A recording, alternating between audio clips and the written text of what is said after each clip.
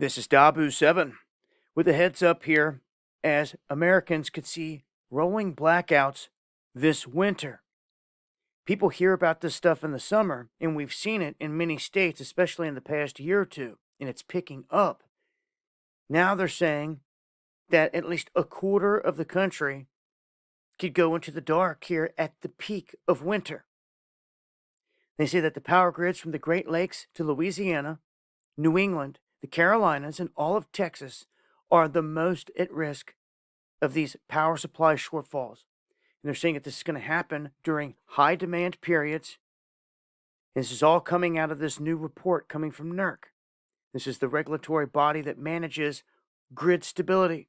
They're putting out these warnings saying that a cold snap for an extended period of time, which could easily happen when weather is being manipulated out here, it could spark grid strain. And because of the soaring demand, these household and businesses would then start to see the natural gas, coal, and backup diesel start to dwindle very quickly. Then they cite the fact that the supply of diesel is very short-handed. We're seeing signs at the gas stations around here where the diesel's out. So it's happening for people that are not getting up off that tail and getting out and looking and seeing. It's happening out there. They could say there's a 20-some day supply or whatever, all this other crap, but I'm telling you, pumps and gas stations are out, and it's a fact, Jack. So maybe if you've got a project coming up where diesel is going to be involved, you might want to look into this or be concerned, or at least try to round some up and have some for your project.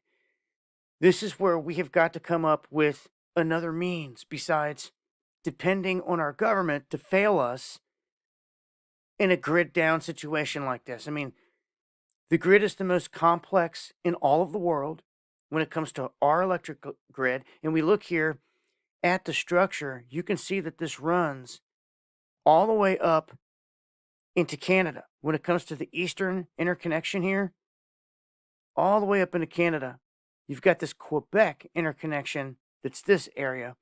And then you've got the western interconnection. They're the second largest. Texas, and then Alaska. But if this eastern was to fold and go down, you're talking a huge, huge sector of the United States in the dark. So, for what it's worth, I put nothing past the powers that be out there manipulating all these things. They never seem to be doing things that help the people, ever. So, again, make sure you've got some gas, got some generators, or you've got a means to stay warm this winter.